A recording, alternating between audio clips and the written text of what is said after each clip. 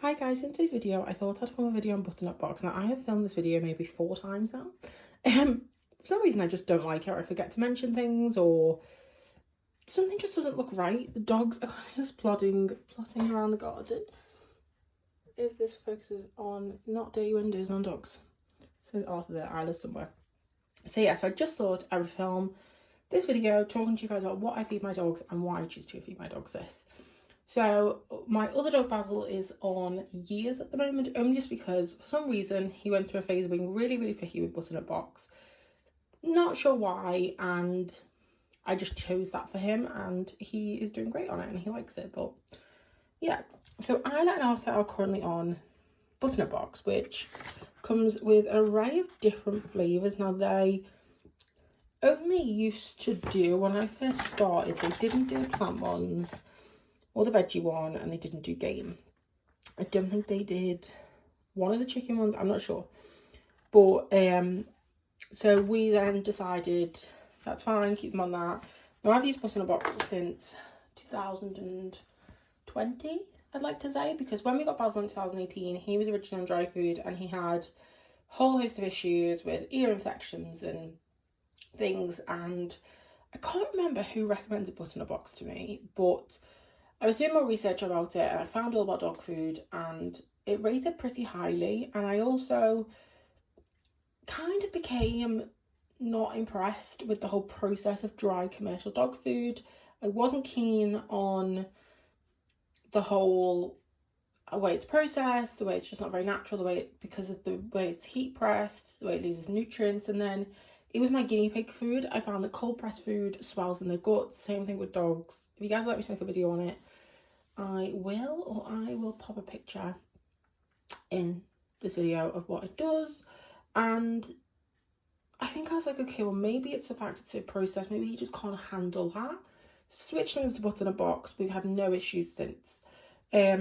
So then we kept him on that for years, no problems. He just became a little bit picky. And then when I got Isla back in 2023, dogs are running around the garden like maniacs. So when I got Isla in 2023, she was on the dog food wellness core, which is actually a really highly rated dog food. It is on All About Dog Food. It's rated pretty high. I always say if you're going to feed a dog food that rates over 80% in nutrition, because below 80 is just a little bit crap. So we then noticed with Isla, she did okay on the wellness core to begin with, and then again the same issues with Basil. She was having ear infections, she was having some skin problems, and we spoke to our vets, and our vets tried to push Hill's Science Plan on nutritionally. Hill's Science Plan as a vet nurse is probably one of the worst foods you can feed nutritionally, and a lot of vets push to feed it, or push not to feed it, so I push to recommend it. So we looked into the options of raw. I don't know enough about raw for me to do it. I think if I was going to do it, I would get like a pre-made food like this. But as I'd already had the experience with butternut box, I chose to go for butternut box again for her. Which again, absolutely no issues. The same thing, she started to lose her ear infections and everything started to come around for her. But I'd always say, which I said to everybody, which I did, and I always recommend to my clients, always do allergy tests first, because it could literally be that they're allergic to a protein within the dry food. Also with foods like this, because it holds in the moisture, obviously because it's a wet food, they actually tend to drink less water, which must have some health benefits for them. But they also poo less. I've noticed this with all of my dogs who've been on butternut box. They poo less, their poos are a little bit more firmer, they just look better. And the one thing I like about butternut box, same thing with ears, is that it's basically tailor-made for your dog to a degree. Now I don't like Tails, who is a brand of kibble that it's a similar concept in the sense of they pre-make it for your dog, but nutritionally it's awful.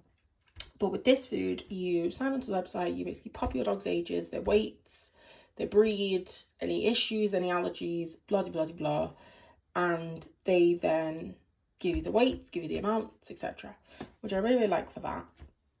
And yeah, so here are just some of the compositions. Now, one thing I do also love about this food is that it is human grade. and it is cooked in a slow cooker, so you can actually eat this yourself. I personally wouldn't, just because to me it's still dog food, but I like the fact that I can basically feed my dogs a food that I could personally eat.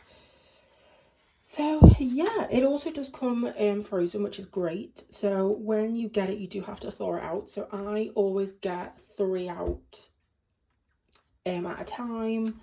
So for example, this will last me 3 days, and then I will on the last day I'll get my other 3 out. So I just tend to do 2 loads a week.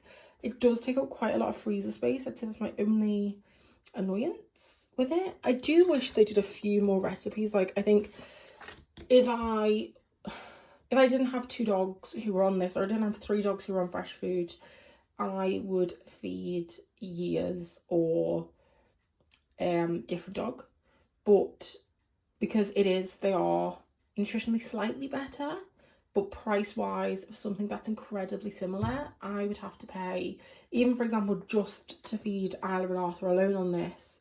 At the moment it costs £100 a month. It probably will go up as Arthur obviously grows, and then it'll go down again once he hits a year old. But whilst he's still within that growing phase and he needs to eat so many calories, it's at the moment £101 I paid for this, because for some reason they never used to put delivery on it, but now they put delivery on it, which is fine. But I'd say if I was in a financially position where I could afford to feed more the other 2 foods, I would, but they would cost me I think £145 a month, which I don't ever have £145 a month to fork out on dog food. But yes, we have that, and then but I also add different things to my dog's diet. I'm one of those people where I believe I wouldn't want to eat the same food every single day, so why should my dogs? So for example, with their meals, they get coconut oil. They get coconut oil a few times a week, 3 times a week. They get salmon oil nearly every day, just for their joints. The coconut oils for their skin. They then get sprats a couple of times a week. They get like beef chunk things to help, just as something additional to chew. They then get vegetables. Like Arthur loves a good carrot, so he gets that a couple of times a week. They also get eggs. They get sardines a few times a week, or mackerel. So we do try and really vary it. They also get roast dinner every week. That's another conversation. But yeah, so that is everything for this video. I highly recommend this food if you guys are looking for a slightly cheaper but nutritionally good food that is natural. I highly recommend this. We are tempted on trying raw for them. It's just I need to research a little bit more about it. I'm not uncomfortable about it. It's just I don't know. So, but with this, I know I've got no issues. They haven't had any issues with it. So I don't know that I'm just going to keep with this because of the fact I don't have any issues with it. But yes, so thank you guys for watching this video. Please comment, like, and subscribe. And I will see you guys on my next video. Bye, guys.